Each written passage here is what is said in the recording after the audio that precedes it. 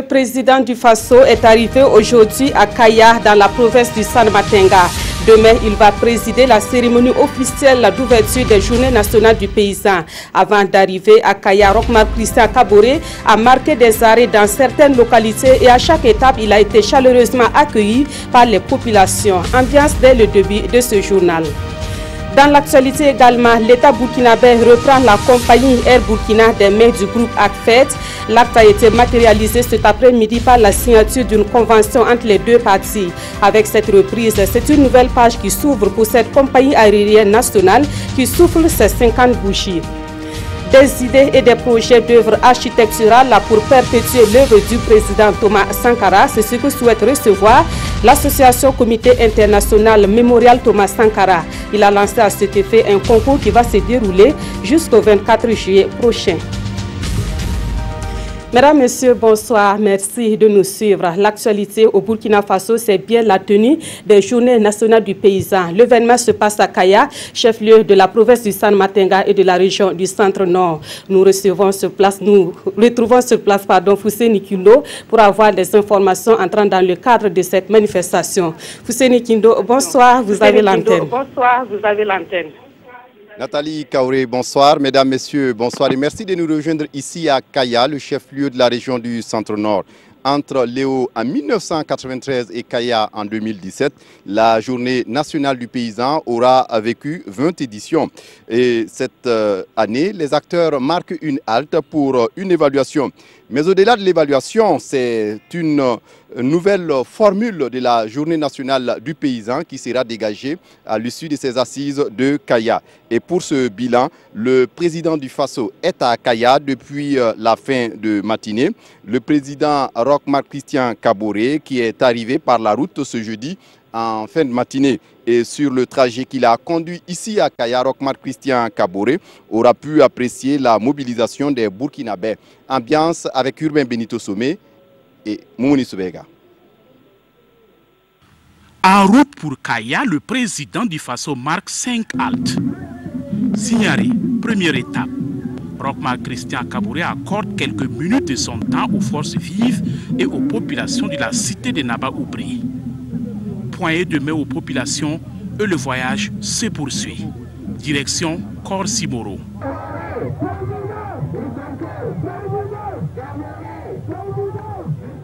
Le président du Faso est accueilli dans une ambiance triomphale. Au rythme des animations et des chants, il prend un bain de foule au milieu des populations. Tous ont abandonné leurs tâches pour sortir, saluer Roch-Marc Christian Kaboré en partance pour Kaya. Autre localité, même ferveur. À Boussouma et à Louda, 3e et 4e étape, l'ambiance est également au grand jour.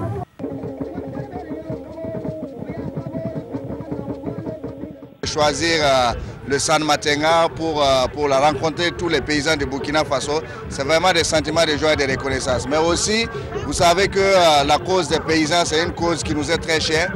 Tous les moyens sont bons pour exprimer au chef de l'État joie et reconnaissance.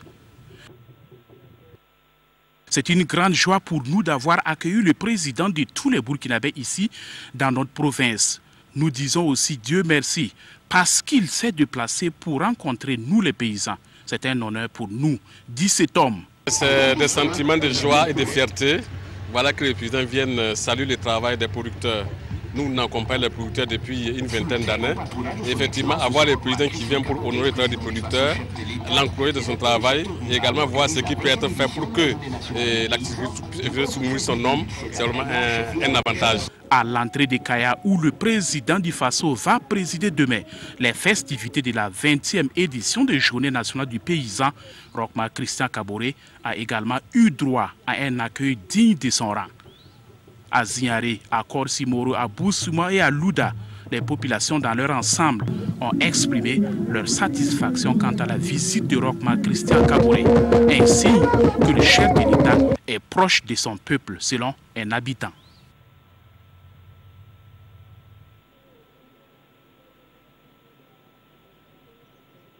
Le président du Faso qui inaugure demain vendredi donc la cérémonie officielle qui marque l'ouverture de la foire et de la manifestation.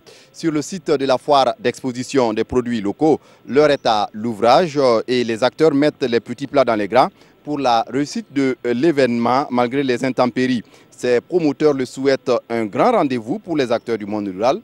On voit tout cela avec Gérard Sommet et Zoubaviel David Dabiré.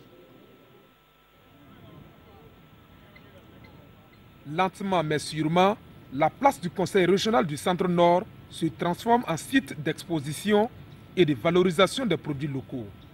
La foire dédiée à cette 20e édition des Journées nationales du paysan commence à prendre forme malgré les dégâts causés par le vent et la pluie d'hier.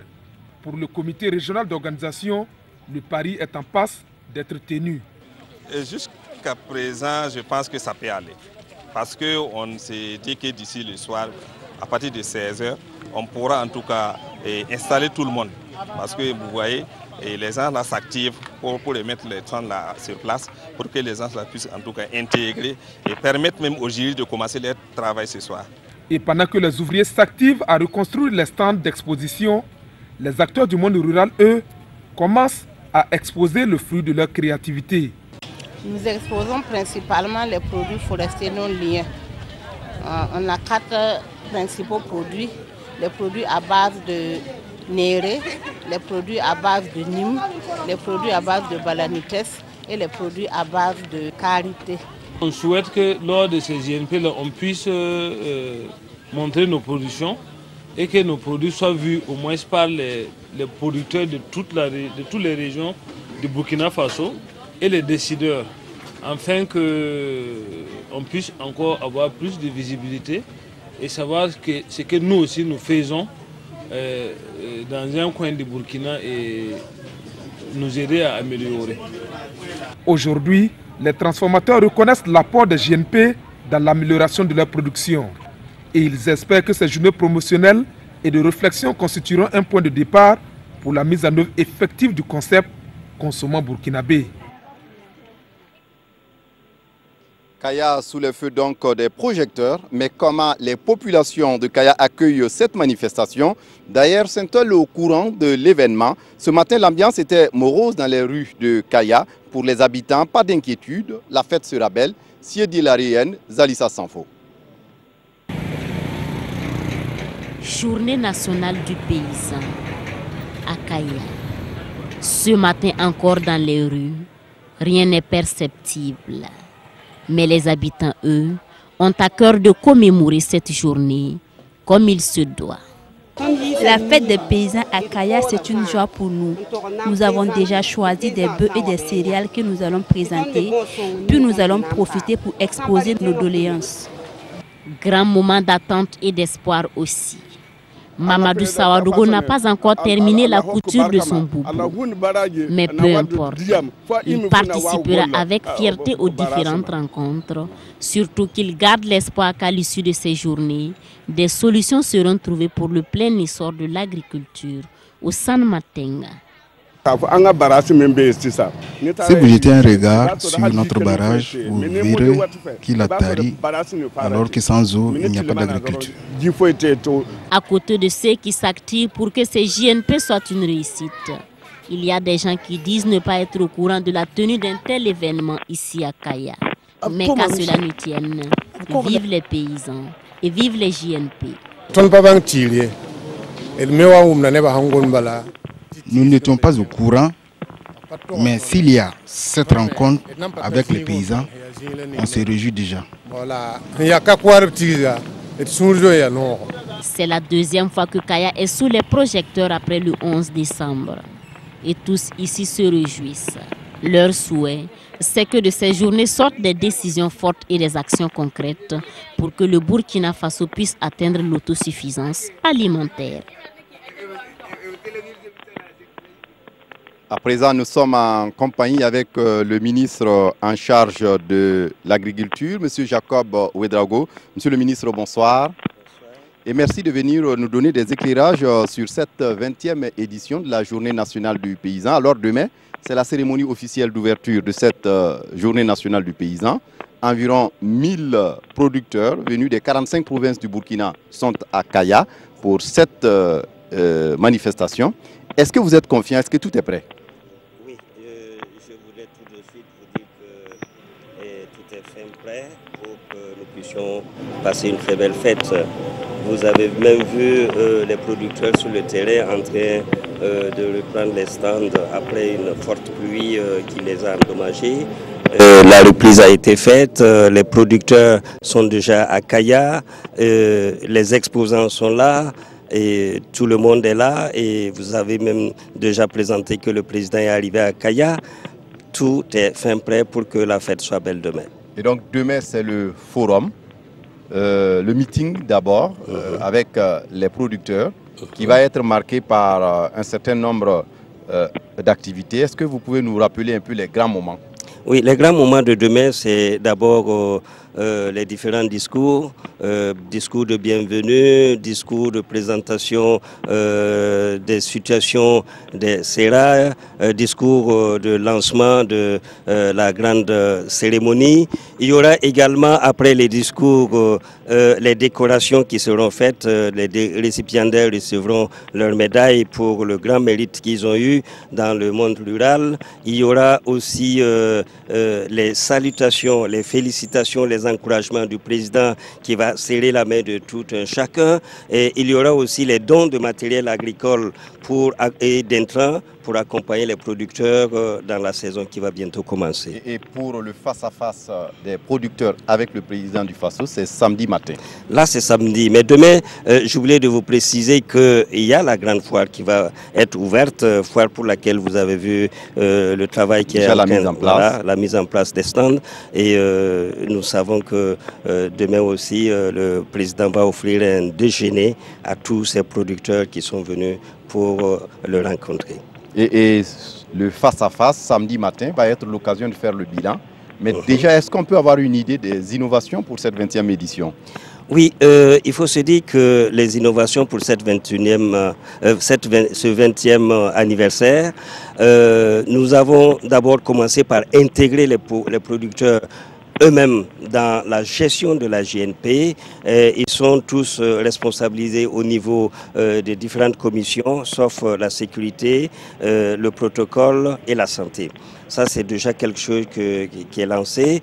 Et nous pensons qu'après avoir fait le bilan, faire ressortir les faiblesses et les forces de la GNP, nous allons tenter de corriger un peu les faiblesses et cela en accord avec les producteurs eux-mêmes. Il y a également le format qui va connaître un format définitif, pour ne pas dire plus adapté. Le format, justement, fait partie du bilan que nous allons faire.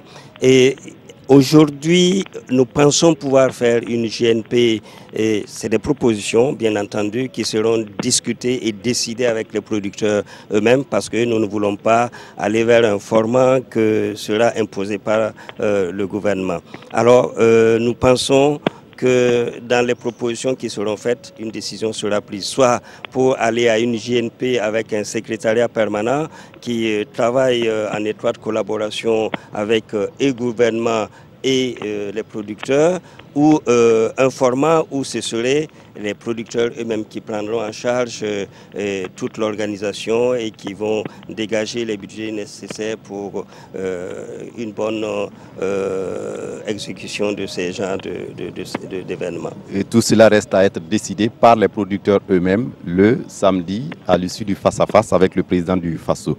Merci à vous, M. Jacob Ouedraogo, d'être venu répondre à nos questions. Je rappelle que vous êtes le ministre en charge de l'agriculture. Et puis, pour terminer, la RTB, la chaîne au cœur des grands événements, est au cœur de ce rendez-vous de Kaya pour cet événement.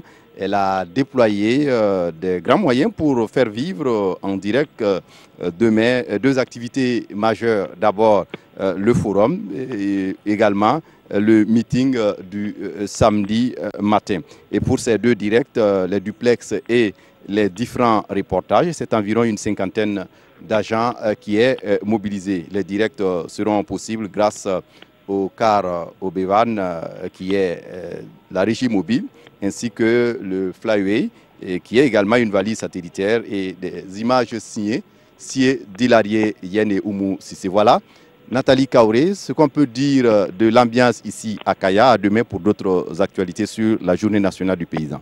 Merci beaucoup Fousseni Kindo et à toute l'équipe de la RTB déployée sur place à Kaya. Et justement, à l'occasion de la cérémonie commémorative de la 20e édition de la Journée nationale du paysan, les personnalités invitées sont attendues demain 12 mai sur la rue du Conseil régional de Kaya à partir de 7 h. Leur limite d'arrivée est fixée à 9 h 30. Et puis, à quelques encablures de Kaya est situé le lac Dem, une réserve d'eau qui constitue le poumon économique de la province du San Matenga. Malheureusement, il est aujourd'hui menacé d'ensablement et malgré cela, des milliers de producteurs mènent des activités agricoles sur les rives du lac Dem. Leur production annuelle est estimée à plus de 7000 tonnes. Issa Kafando et Olopoda. Sur les bords du lac Dem s'étendent des exploitations agricoles intensives à perte de vue. Le nombre de motopompes installées au bord de ce réservoir d'eau est un indicateur de la place qu'occupe la maraîchiculture dans la vie des populations riveraines. L'agriculture est notre principale activité. N'eût été le lac, beaucoup de personnes allaient quitter le village.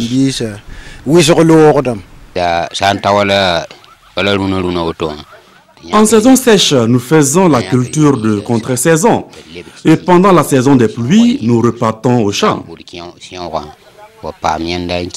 Et en termes de production, le lac, autour du lac, il y a une quinzaine de villages qui exploitent le lac. Et la production maraîchère annuelle tourne autour de 7000 tonnes.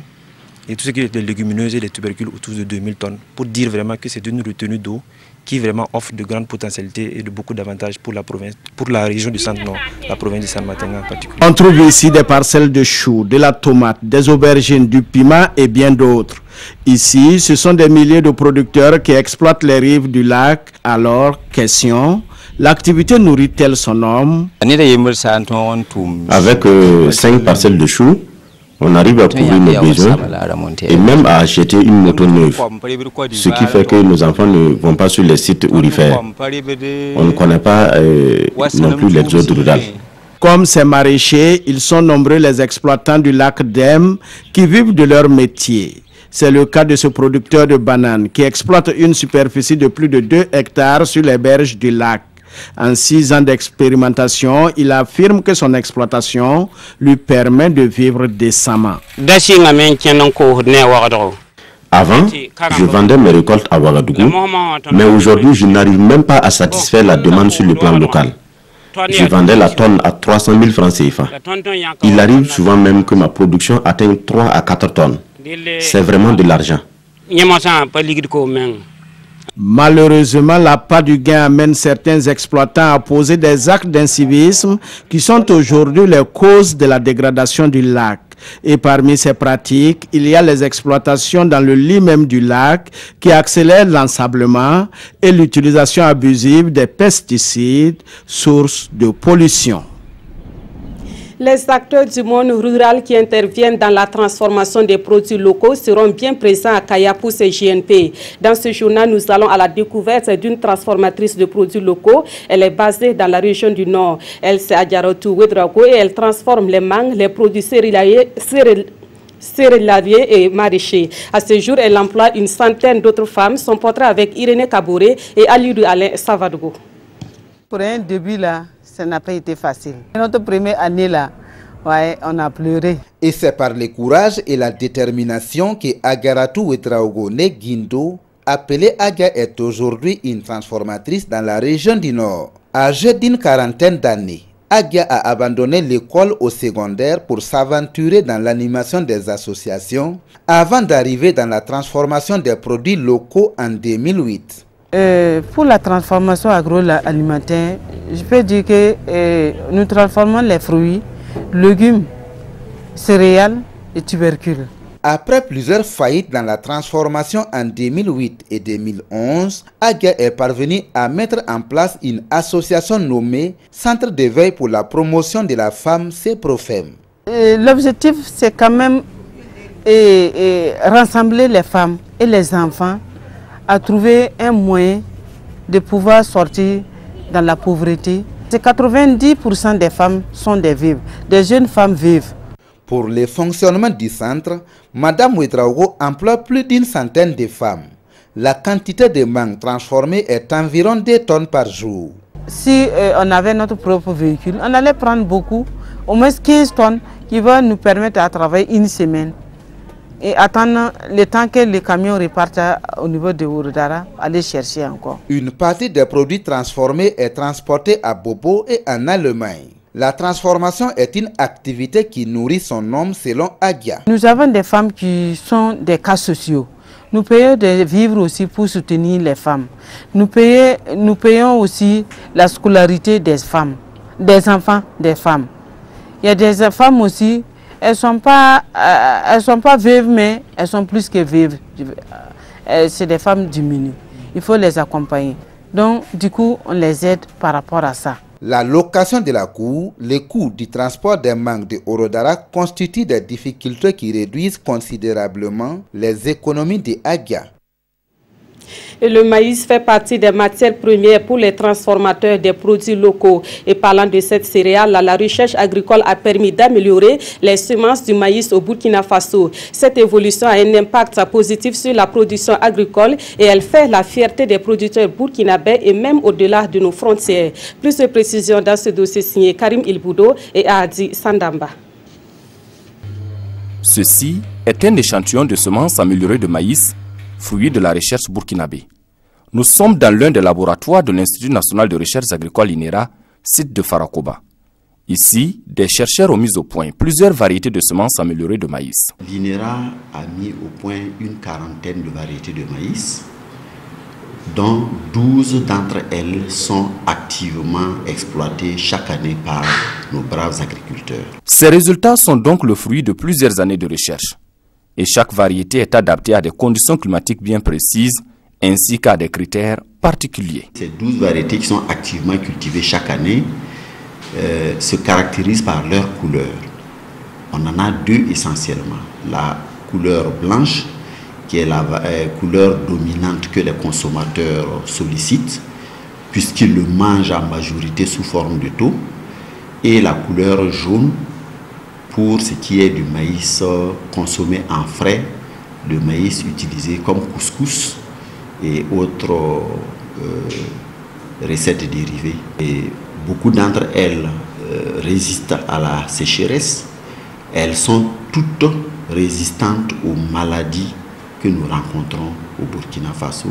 Une chose est de mettre au point des semences améliorées et une autre est de les vulgariser. Et c'est là qu'interviennent les producteurs semenciers.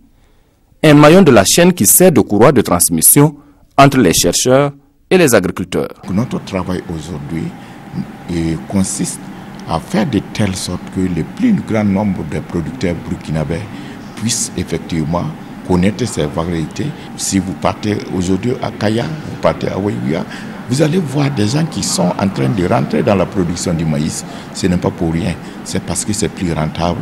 Si on veut faire une estimation, plus de 90% des variétés améliorées de maïs qui sont cultivées au Burkina ont été créées par l'INERA. Donc ça, c'est un motif de satisfaction. Mais derrière tous ces succès se cachent d'énormes difficultés. Des difficultés qui mettent à mal la recherche scientifique. En général, ça va de 6 à 8 ans pour créer une variété. Et donc, ça veut dire que ça demande beaucoup de moyens. Donc, la première des contraintes au niveau de la création variétale, c'est la disponibilité des moyens financiers. Vous avez beaucoup d'expertise, c'est-à-dire des technologies qui ont été mises au point par la recherche et donc qui sont souvent utilisées sans que les utilisateurs ne sachent même que ça vient de la recherche nationale. Malgré tout, ici à l'INERA, on a toujours des chercheurs qui cherchent et qui trouvent pour le bien-être des populations. En plus du maïs, les chercheurs de l'Institut ont mis au point plusieurs autres variétés de céréales, de légumes, de féculents et autres pour l'atteinte de la sécurité alimentaire au Burkina Faso. Autre point de l'actualité, l'État burkinabé reprend la compagnie Air Burkina des mains du groupe ACFED. Déjà en juin 2016, cette agence de microfinance avait émis le souhait de se retirer de la gestion de la compagnie Air Burkina. Et tout s'est concrétisé cet après-midi par la signature de la convention de cession d'actions entre ACFED et l'État burkinabé. Plus d'explications avec Roger Kam et Aimé Solange Guigma. Entre les mains du Fonds Aga-Khan pour le développement économique ACFED depuis 2001, dans le cadre de la privatisation, la compagnie Air Burkina vient d'être cédée à l'État burkinabé à travers cette signature de convention de cession d'actions. Le groupe ACFED a manifesté son souhait de se retirer de la gestion d'Air Burkina le 13 juin 2016 pour des raisons stratégiques. L'objectif du fonds est de contribuer au développement économique. Et chaque fois qu'une réévaluation du portefeuille est faite, on prend activité, secteur d'activité par secteur d'activité et on regarde si on contribue réellement au développement économique et deuxièmement, si quelqu'un d'autre ne pourrait pas mieux gérer cette compagnie que nous. Donc c'est un processus qui est fait pas uniquement sur le secteur aérien, mais dans tous les secteurs. Et dans une des dernières révisions de portefeuille que l'on a fait, il a été décidé de sortir du secteur de l'aérien. Sur l'état de la flotte, le groupe ACFED rassure. C'est une compagnie qui est désormais agréée IOSA, qui est une certification de qualité et qui est obtenue grâce à la compétence du personnel burkinabé qui travaille dans cette compagnie. Et deuxièmement, parce que cette compagnie a une flotte de 2 aéronefs qui sont des aéronefs modernes. C'est une société qui est en voie de redressement, qui n'est pas loin de l'équilibre financier. La cession a été effectuée à un franc symbolique. Le ministre en charge du transport estime que le gouvernement a pris toutes les dispositions nécessaires pour que Air Burkina vole plus haut et plus loin. Lorsque nous n'étions pas prêts, nous avons demandé au prince Aga Khan de reculer l'échéance et il a accepté. La date d'aujourd'hui, 11 mai, nous avons pris une responsabilité pour la continuité. Mais il faut dire que c'est un véritable défi. Je lance un appel à tous les travailleurs de cette compagnie. C'est un défi parce que pendant 15 ans, c'était exploité par un privé. Maintenant, le capital est détenu par l'État, 99,90%. Et donc, nous n'avons pas le droit de faillir. Avec la signature du contrat de cession d'actions et de l'avenant au contrat de sous-location d'aéronefs entre Air Burkina et Finercraft, c'est un dynamisme nouveau qui est insufflé à cette compagnie nationale qui fête ses 50 ans cette année. Depuis 2012, l'Alliance bordelaise s'est engagée à améliorer le climat des affaires en Afrique de l'Ouest. Pour cela, elle travaille à lever les obstacles et à réduire les barrières qui entravent le commerce dans la sous-région. Le sujet est au centre de la 6e conférence annuelle de l'Alliance bordelaise qui a débuté hier à Ouagadougou. Une conférence a placé sous le signe de l'optimisation des opportunités commerciales et la facilitation des échanges commerciaux. Césaire Carrefour, Maïmouna Traoré. Depuis sa création en 2012, l'Alliance bordelaise a fait de l'amélioration de la gouvernance routière et de la facilitation du commerce en Afrique de l'Ouest son cheval de bataille. Cette 6e conférence annuelle s'inscrit dans la même dynamique car les défis restent énormes malgré l'entrée en vigueur en février 2017 de l'accord de l'Organisation mondiale du commerce sur la facilitation des échanges. C'est d'abord le défi de l'amélioration de nos procédures administratives en vue de simplifier, harmoniser tout ce qu'il y a comme processus en vue de la facilitation des échanges au niveau régional. Mais également, l'autre défi au niveau du secteur privé, c'est la mise aux normes de nos manières de faire, l'introduction dans nos habitudes de certaines bonnes pratiques au niveau international pour nous assurer que l'Afrique de l'Ouest sera intégrée dans la chaîne des valeurs au niveau international. Cette rencontre donne l'occasion aux acteurs du public et du privé de se concerter et de faire des propositions concrètes à même de lever les obstacles à la fluidité du trafic sur les différents corridors. Je forme l'espoir que cette réunion des experts, spécialistes, professionnels, chercheurs et praticiens qui constitue la présente assemblée constituera une réelle contribution à la recherche des solutions idoines pour le renforcement des actions de facilitation des échanges. Faciliter le transport et le commerce, c'est créer les conditions d'un monde où le développement mondial profite à tous. La 6e conférence annuelle de l'Alliance bordelaise prévoit 3 panels. Les activités ont commencé avec cette conférence inaugurale sur le thème « Optimiser les opportunités commerciales, le rôle de la facilitation des échanges ». Des idées et des projets d'œuvres architecturales pour perpétuer l'œuvre du président Thomas Sankara. C'est ce que souhaite recevoir l'association Comité international mémorial Thomas Sankara. Elle a lancé à cet effet un concours qui va se dérouler jusqu'au 24 juillet prochain. Peuvent prendre part à ce concours des architectes nationaux et internationaux. Plus de précisions avec Césaire Carfo et Tanga Kafando. L'association Comité international du mémorial Thomas Sankara lance le concours international d'architecture en vue de la conception d'une œuvre architecturale du mémorial Thomas Sankara. Un concours à 2 degrés selon les organisateurs, un premier degré sur les propositions d'idées et un second qui concerne les propositions de l'avant-projet sommet de l'œuvre architecturale. Nous voulons Sankara, il n'est plus avec nous. Nous voulons de me faire revivre, d'autres disent ressusciter Sankara. C'est-à-dire que sa mémoire, nous verrons que sa mémoire reste dégravée dans l'esprit de la jeunesse actuelle. Parce que c'était un défenseur de la jeunesse, c'était un défenseur de la femme. Et aujourd'hui, nous nous rendons compte que partout, tout ce que Sankara a eu à défendre comme cause sont d'actualité. Donc ça veut dire que, effectivement, les messages qu'il avait de toute manière fait porter, évidemment, n'ont pas eu d'écho il y a 25 ans, mais aujourd'hui, ce sont des messages qui sont à l'ordre du jour. Le concours s'adresse aux architectes individuels ou cabinets d'architectes agréés nationaux et internationaux.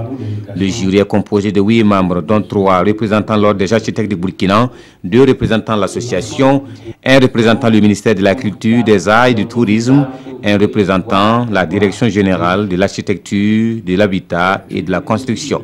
Les 5 meilleurs projets à l'issue du second degré reçoivent des prix allant de 1 à 10 millions de francs CFA et les candidats ont jusqu'au 26 juillet pour déposer leurs propositions. L'actualité au Burkina Faso est aussi marquée par la prolifération des produits impropres à la consommation sur le marché. Et les quotidiens en parlent dans leur parution de ce jeudi. La revue de presse est avec Abdoul Rasmane Zongo. Aussi surprenant que cela puisse paraître, et pourtant les faits sont réels. Explication. Un commerçant relate les éditions Le Pays, est venu à la stupéfaction générale, déclaré lui-même à la police municipale de Ouagadougou, qu'il possède un stock de lait périmé dans son magasin. 500 cartons de 24 boîtes, soit arithmétiquement 12 000 boîtes de lait inconsommables. Une initiative saluée par la police, mais qui contraste encore avec d'autres attitudes. N'est-ce pas, confirme l'Express du Faso, sous le titre, je cite, « 2050 boîtes de conserve avariées saisies par la police municipale de Bobo. Il s'agit, raconte notre confrère, de plus de 40 cartons de 50 boîtes de conserve de poissons impropres à la consommation. » Dans la même veine, aujourd'hui au Faso, citant son confrère en ligne le Faso.net, s'interroge sur la commercialisation et la consommation du riz plastique au Burkina Faso. Madame Karaman, victime, en a consommé, ajoute le journal, et vigilance est alors demandée aux populations et à consommer le riz local. Autre fait, à Solenzo, une élève de 23 ans, s'attriste et dénonce Sidoya, a été tuée par son copain de 72 ans pour infidélité. Et le pays lui condamne un violet d'une fillette de 4 ans et qui écope de 5 ans de prison. En sport, Mathias Sorgo, vainqueur sortant du Tour du Bénin, enfile le maillot jaune à la première étape courue ce 10 mai.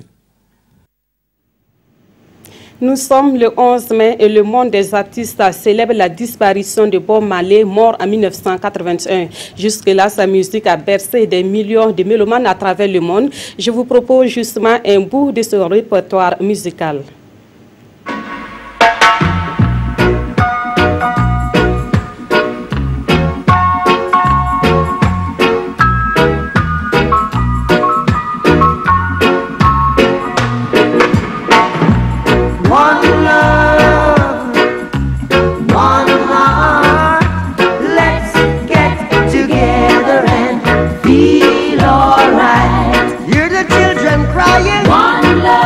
Hear the children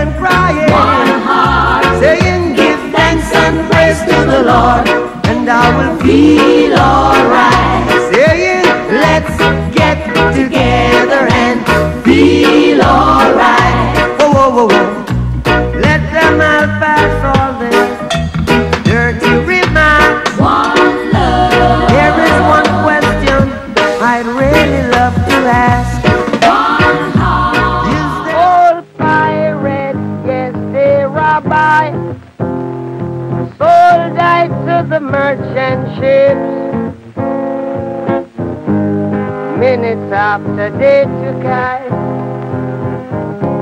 From the bottomless pit, but my hand was made strong by the hand of the Almighty. We forward in this generation, triumphantly. Won't you help to sing? Voilà, et au Burkina Faso, la commémoration de la mort de Bob Marley est marquée depuis 4 ans maintenant par l'événement dénommé les Marley d'Or. C'est une cérémonie au cours de laquelle des trophées de la musique sont décernés aux musiciens qui évoluent dans le genre musical reggae. Et cette cérémonie, c'est pour tout à l'heure à partir de 21h en direct sur les antennes de la RTB. Fin de cette édition, merci de l'avoir suivi.